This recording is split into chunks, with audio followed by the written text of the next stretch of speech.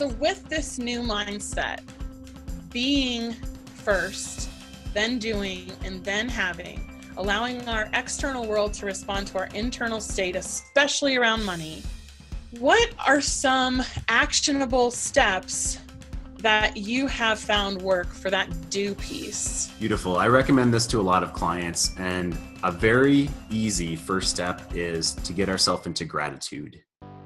Gratitude is an amazing space to be in. If we feel that when we're in front of our clients or our potential clients or potential power partners or out networking, if we're in gratitude, that's going to come across. We're going to connect in an open-hearted way to people. And so whatever that looks like to you, I like to journal in the morning in the first few minutes when I'm on the throne. I like to journal. Hey, I'm going to have to be on the throne every day. I might as well use that as part of my morning routine.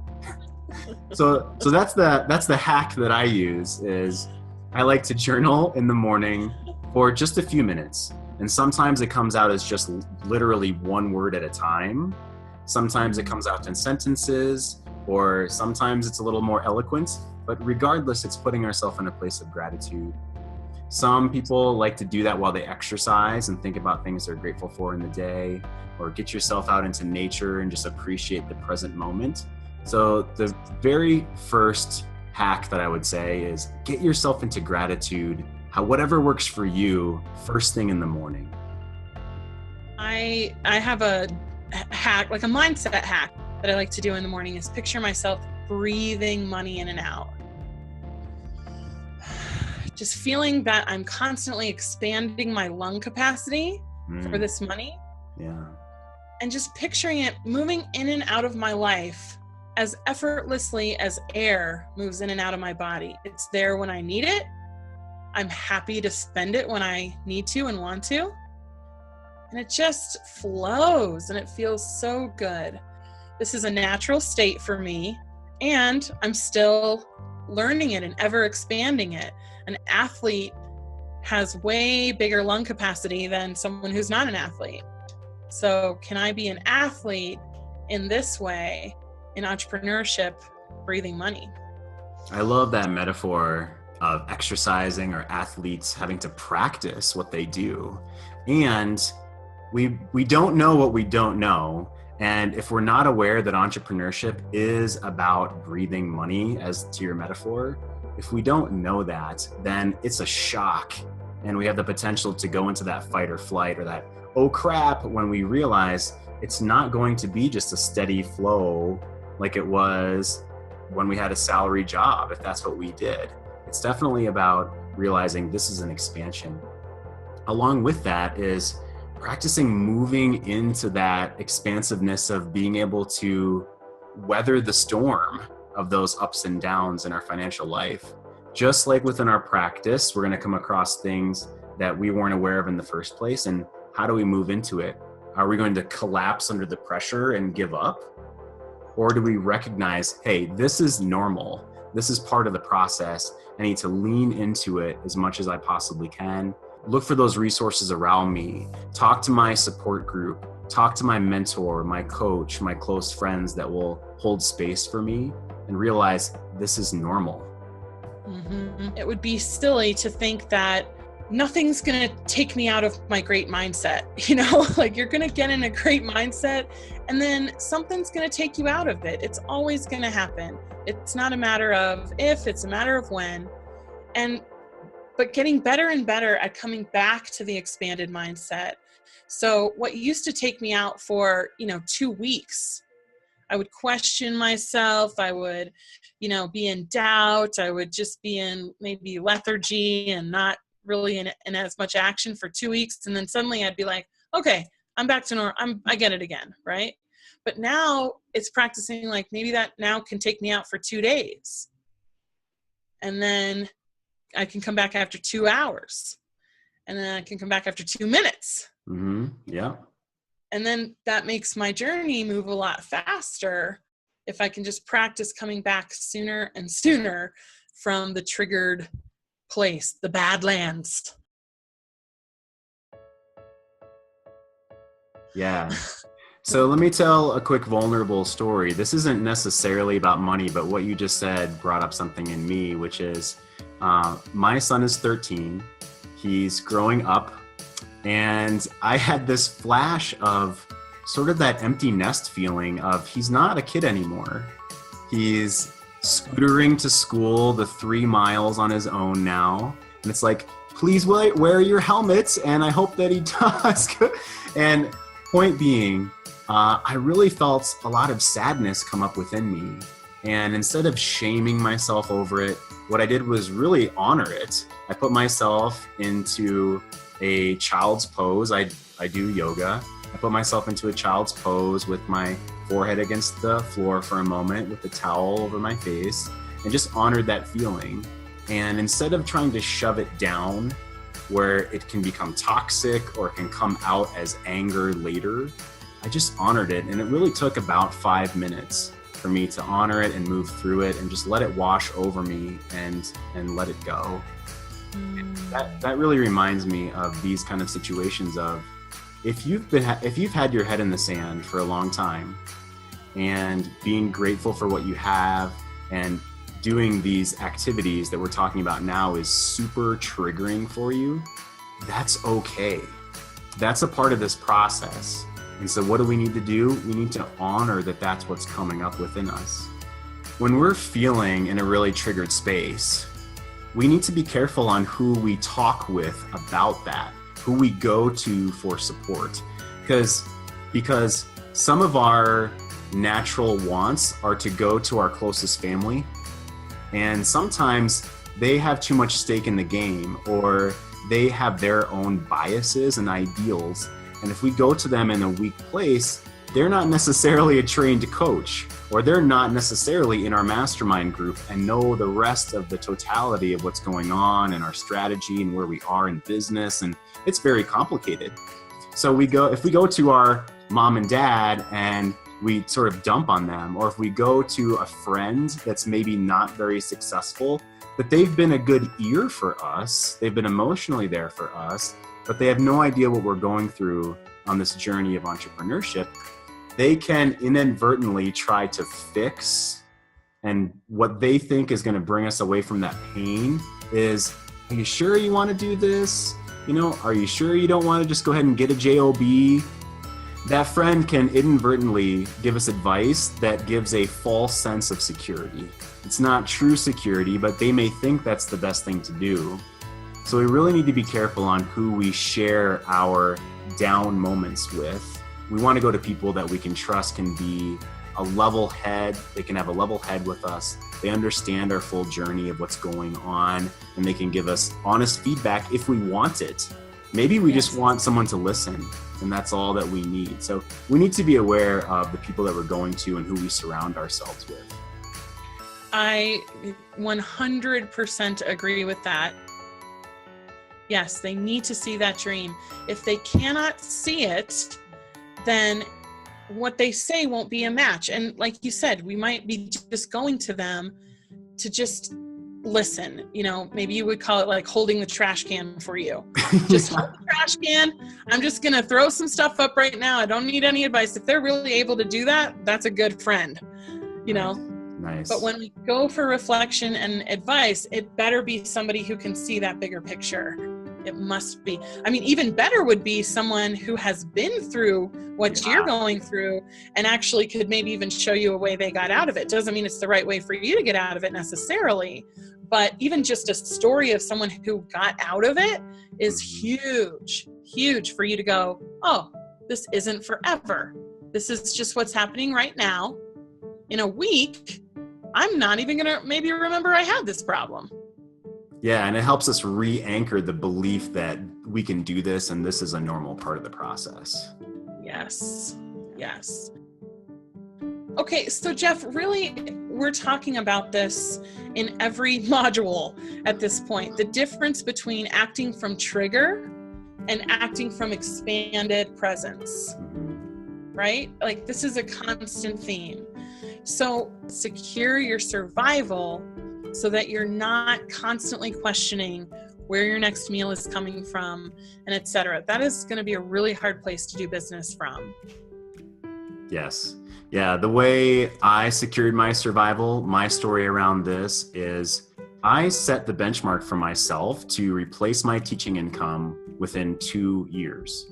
I thought I'm going to set myself up for success. If I'm not able to do this in 2 years, okay, maybe I'll pivot or take a look at my strategies again. Do I want to continue to do this route? I did land a couple of clients before I quit my previous position. It's okay to be in stretch, but there's like stretch and strain in yoga, right?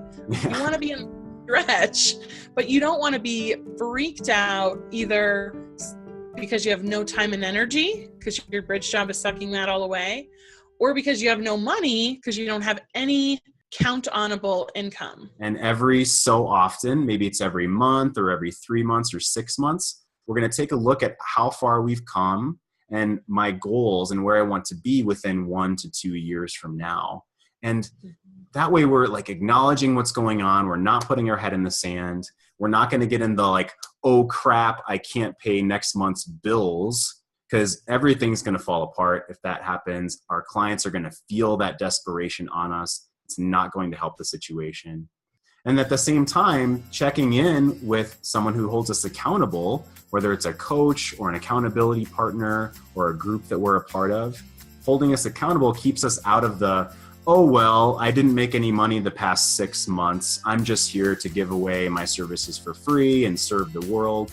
And while that's beautiful and that person really wants to give, it's not going to create a sustainable business, and we're not going to be able to give the impact in the world that we would be able to if our business was successful. There's a boys and girls club in town here. There's actually 2 in Loveland, and they want to open a 3rd. And I asked, so I'm just curious, how much does it cost to open up a boys and girls club, which serves between 300 and 400 kids every single day? Wow. And it was $2 million. $2 million to open up a boys and girls club that serves 300 to 400 kids every day of the year, basically. And now I thought, how amazing would it be if I had the ability to write a check for $2 million and say, here, open up that boys and girls club? And how much more impact would that be? And how expansive would that be into the future if I was able to do that? So as one person, I can only do so much for free. But with success, social capital, financial success, how much more can I do? I love looking at it in that way. I really love this discussion of the stretch versus strain too. Yeah. And I've seen it come up with certain bridge jobs and certain people relying on their partner for income. Because if you get into if you're afraid to stretch, you just want to be like super comfortable all the time, that's where the oh well comes in, right? Yeah. And I've actually heard a couple of my clients who didn't have to make the money. They were relying on their partners. And they both said to me the same exact phrase. They said, if I had to make this money, if my survival depended on it, I'm sure I would. I'm sure I would be out there doing it. But because I don't have to, I'm just kind of not motivated. And then at the same time, I had clients who were saying, if I didn't like absolutely need this money, I'm sure it would come to me. But because I'm just like so clinging on to, you have to be my client right now today because I need it to feed myself, I'm just not getting anywhere. I'm just getting frustrated. Wow. And that like totally shows the difference between relying on outside circumstances versus like taking it on yourself to engage with this thing we call money and this thing we call business, and knowing that you're taken care of to the point where you're not desperate for this particular client to work out at this particular time. It's a long game. You're playing the long game of, I'm going to do actions. I'm going to be in a good vibration. I'm going to get myself out there. And I know I'm going to find the way that this can work. And I'm up for 2 years. if that's what it takes, I'm in, because this is a big enough vision that it's worth it. Yes, it is a long game. And when we have the strategy, the mentorship, and the support that can actually make it happen, that is going to give us the framework and the foundation for success. And absolutely, we don't want to look at this as a sprint from month to month. We're eventually going to trip and fall trying to sprint. Yeah, that's not how you write a check for $2 million to start a Boys and Girls Club, is a sprint. That's a marathon. That's a bigger picture thought. Yeah, and there is not shame around needing bridge income. That is a part of this. That's a part of this. If we're lucky enough to have a certain amount of cash in the bank, we still need to plan out our runway. So let's take our head out of the sand and write down these numbers.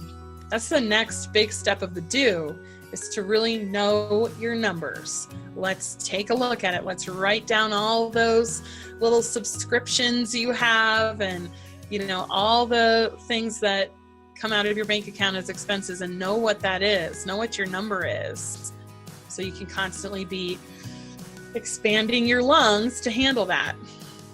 Yeah, and this in the past for me was really triggering as well. When I moved away from a salaried job, I recommend that those of you that have not done this, go ahead and print out the past 2 months of your bank statement and literally write down all of your expenses. Use Excel, use a notebook, whatever is going to be comfortable for you. This is that process of taking our head out of the sand. And yes, it may be painful. Honestly, once it's done, it's not as bad as we imagine it to be. We generally catastrophize things ahead of time. And when we're in it or when we're done, hey, it doesn't feel as bad as we imagined it to be. So print out your previous 2 months of bank statements, put them in 4 or 5 categories, and at least you have a starting point of this is where I am now. We at least need to do that piece. Absolutely. I actually just did this again for myself because I was increasing my VA and different things. It really does help to get those numbers really down. A 30-day challenge is to look at your bank account the same time every day for 30 days. So when you set an alarm and say at lunch at noon, every single day for 30 days, you're just going to pull up your bank account and take a look at the balance. And that's it. So the challenge is really just taking that step of being aware about what's in your account. You're not doing anything other than just taking a look at it. And that's one action of pulling your head out of the sand. Now, Jeff, I know you have a framework too of how to go from, what's happening now to the future to like really the big future picture. Deep dive into what we're speaking about. The first step is to take our head out of the sand. We're going to write down our income, everything we've taken in, and all the expenses that our bank account shows over the past 2 months. We're not trying to do any magic, and maybe this is going to come up. It's going to bring up some emotions, and that's okay. We want to honor them, let them wash over us, take a walk outside if we need to, just from that process. But that's the first step. And what I do is I make a pie chart. Ultimately, we're going to make 3 circles, and we're going to have 3 pie charts. The very first is where we are now, and it's going to have pieces of the pie of our expenses. So it might have 4 or 5 pieces of the pie, and those again can be our fixed expenses, which is our basic needs, our variable expenses, like what we spend for food or leisure, our business expenses. Those are examples. The second pie, or the second circle, is going to be our goal of a comfort level within our business. So if I just use the example of $5,000 a month, we're going to draw a circle and split that up again into those similar pieces of pie. We're going to have fixed expenses, variable expenses, which need to be really close to the same as where we are now. Our goal is not to increase our leisure or necessarily our eating out, spending money on basic needs. Our goal when we get to the comfort level is to increase the pieces of the pie that are our business investment, investing into our business, and an emergency fund, an emergency cash fund, so that we feel secure in our survival. that if we hit a bump in the road or someone has a medical expense, it's not going to totally derail us. We look at our comfort level and we divide by the number of clients we need to have to get an idea of what our business will look like when it's at that level. How much work will that bring us every week, every month? Is that doable? How sustainable is that amount of work? If we haven't taken a look at that, is that going to be comfortable for us? Are we going to feel good about our business? Are we going to feel good about our lifestyle, which we talked about in the previous module? We need to set our lifestyle first and work our business around it. So take a look at what that means for you. Comfort level, emergency fund, investing in my business. How many clients do I need to have to sustain that? And then the final circle, the final pie, the easy way to say it is, this is the crushing it level. And I usually just have clients double their comfort level. So let's say it was $5,000 at your comfort level. And so let's double that to $10,000 a month. And now what do the pieces of the pie look like? Our business expenses are going to be bigger. We're probably spending more on marketing. We're going to different conferences. Maybe we have a different business coach. Maybe we're up-leveling the group that we're around and that we support ourselves with, we invest in our business with. And sure, now here is when the variable expenses can increase some. Our lifestyle, our leisure can expand because we want to reward ourselves for hitting that level. And now we definitely want to take a look at that crushing it level. How many clients a month or how many clients a week do I need to have at that level? Is that doable? How do I feel about my life at that point? If that's not doable at all, we need to take a look at our packaging and our pricing and how we're structuring our business, because we want to make sure that we can even get to the crushing it level. So that's a visual example of how I have clients draw out where I am now, where's my comfort level, and then what does crushing it look like? And what percentages am I investing in my business at each level? How much money am I putting aside for an emergency fund or my savings at each level? And how am I rewarding myself, especially when I get to that crushing it level, so I can anchor myself to those dreams that I have that are material? I love that, Jeff. I really love just always being kind of 2 steps ahead in the vision, right? That you're expanding into this next level, and there's an even next level above it. It kind of reminds me of like when I did Taekwondo and we would break the boards. You have to shoot past the board. You can't shoot your hand to end here. Yeah. So that just reminds me of that. And I also love this concept of giving money somewhere to flow to. Because if you only have this many bills and you're only asking it to come in for this much, you know, it very possibly could just come in this much. Right. But you're like, this is what I need now, and this is really the size of the container that I'm trying to fill. And then this is really the size. It just opens you up for that much more flow and opportunity to come into your life from places you don't even know yet. I love that expansive feeling of those pie charts. That is incredibly true. If the container isn't large enough to hold, then it won't come in, it won't stay. We definitely want to envision those larger containers. Exactly. Yeah. I call those 3 circles, those 3 pies, my prosperity plan.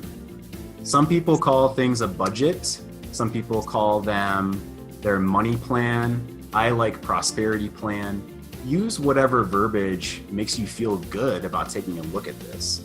If when you say budget, you cringe, okay, let's call it something else. Yeah, for sure. I love prosperity plan. I personally keep a spreadsheet and I call it my green abundance. What I title things seems to really matter. So think about that, like energy and the words and the vibe you're putting on things. It really matters. I used to call my calendar set in stone. Wow. So heavy. And now I call it tons of time. My tons of time calendar. Nice. Way more abundant and expansive. Oh my gosh, yes. All right, now it is your turn to apply all of this to your business. Get your workbook going, fill that out, all those great questions there, and definitely bring it to the call and ask us on the implementation calls. Yes, and check out the resources that we have listed, the TED Talks or recommended readings, to really dive even deeper if you like and get a different point of view as what we've put here together today. Yeah, and if money in general or your specific money issue right now is really just snarly for you and a block, definitely use one of your coaching sessions on this. Jeff and I have both been through massive money ups and downs in our lives, and we would love to, share with you the vision of getting through that to another side where money is not in control anymore. Fantastic. See you guys next time. Okay, bye. Actionable. I took a pause in the middle of the word. How about that for editing? Okay.